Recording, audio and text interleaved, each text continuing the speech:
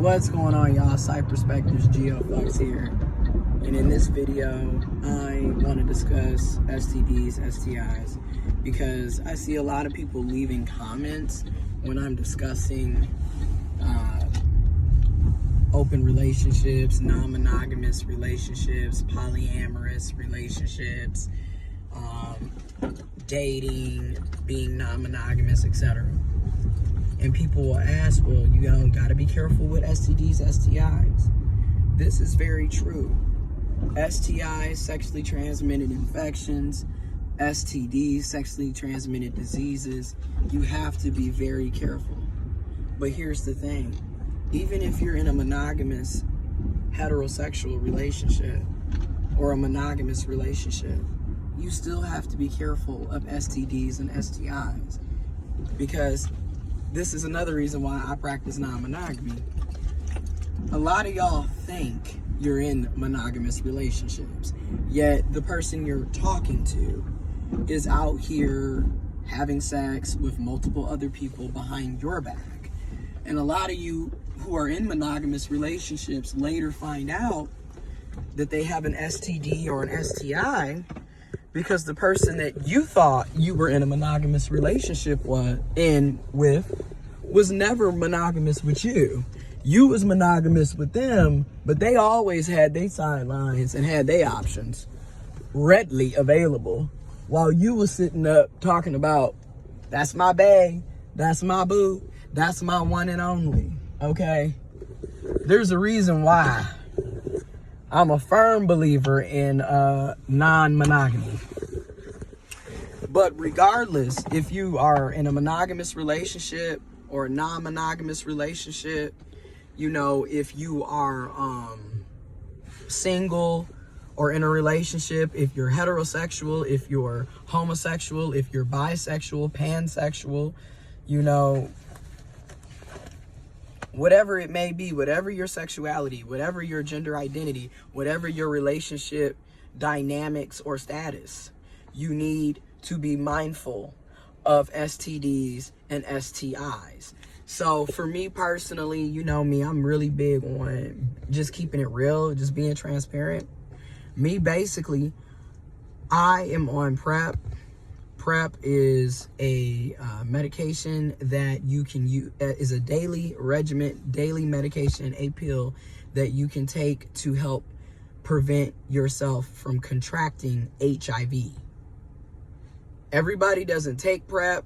It is a decision and a choice that I decided for myself because I want to protect myself and I want to protect other people that I engage in sex with from catching HIV. And I want to prevent the spread of HIV. I also use condoms. Now granted, I'm not a big fan of condoms. I know a lot of people are not big fans of condoms. However, there are thin condoms, there are lube condoms, there are ribbed condoms, extra thin for to increase that sensitivity so you can get more of that friction and feel. I use lambskin condoms because I'm not a latex person. But the point is, there are condoms out there, and it's highly recommended to help prevent the spread of STDs, STIs.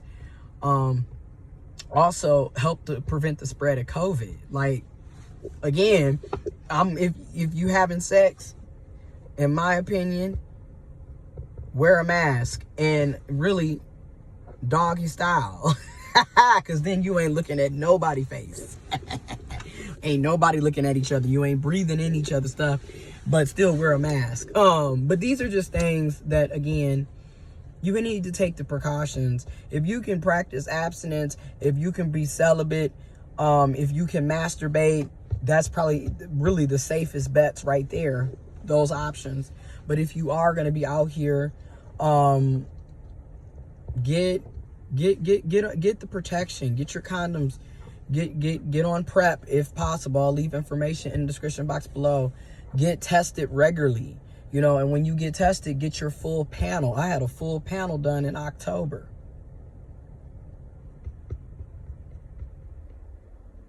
You know what I mean? Regularly get tested. Really, every 3 months you should be getting tested if you're actually out here engaging sexually, but as often as possible, and always use protection. You know, lube is a big deal in protection. I've said this before. Because it helps prevent ripping and tearing when you're engaging in vaginal or anal sex. Use it, lube it up, get you some lubrication. Helps prevent that ripping and tearing, thus preventing HIV and other STDs and STIs spreading, because there's no open sore, no open wound, etc. I'm just being honest. There's spermicide to help kill sperm on instant. It is definitely recommended if you know, to help prevent STDs, STIs, and also to help prevent unwanted pregnancies. As a trans man, you know me, I'm just gonna keep it real. As a trans man, or a person who has ovaries, or a uterus, a person who has a vagina, for women, get on birth control. Men, cis men, get on birth control. Get your vasectomies. Really, those are reversible. Information will be in the description box below. But birth control, get you an IUD if you have a vagina. You know, get one of those. Those last anywhere between 6 to 10 years.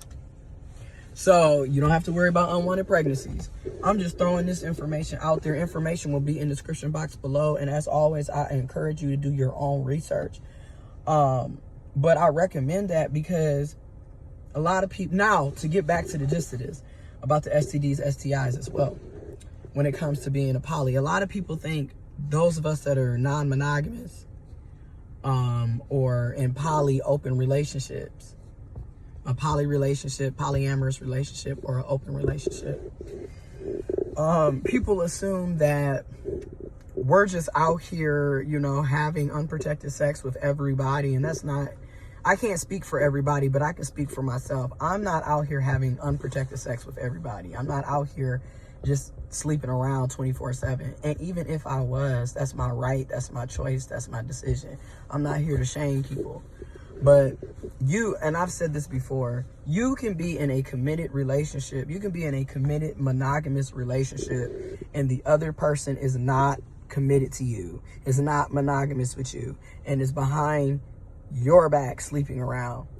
So just because you're in a committed monogamous relationship doesn't mean you can't get an STD and STI. Doesn't mean you can't have unwanted children. Doesn't mean somebody can't cheat on you. Thus, if they're cheating on you, clearly it was never a monogamous relationship. Hence why I am I'm gonna keep saying it. It's one of my main reasons for practicing non-monogamy, because I know, based off of my experiences, my lived experiences, most people, they're not going to be monogamous with you. You might be monogamous, but they not. And if that's the case, then that's not a monogamous relationship. You're the only one that's monogamous. The other person is in an open relationship. You see why a lot of the shit y'all think, in my opinion, a lot of the shit that we think is going to benefit us ultimately doesn't in the end. Now, are there people that are in monogamous relationships that are committed to each other that aren't getting STDs, STIs because people ain't cheating and stepping out? Yes. Are there people in poly relationships? Are there people in non-monogamous relationships, open relationships, that's not getting STDs, STIs? Yes. But the point is, protect yourself regardless. I don't care if you're in a monogamous or a non-monogamous. You need to protect yourself, because shit is real out here. And I would rather be safe any day than be sorry. So let's keep it under 10 minutes. Y'all be careful out here. Wear y'all masks. Wash your hands. Get your protection. Get your condoms. Get your lubrication. Your spermicide. Your birth control. Your vasectomies. Your hysterectomies. Whatever you gotta do. Open communication. Transparency. Whatever you gotta do. Protect yourself. And protect the others around you. I'm out.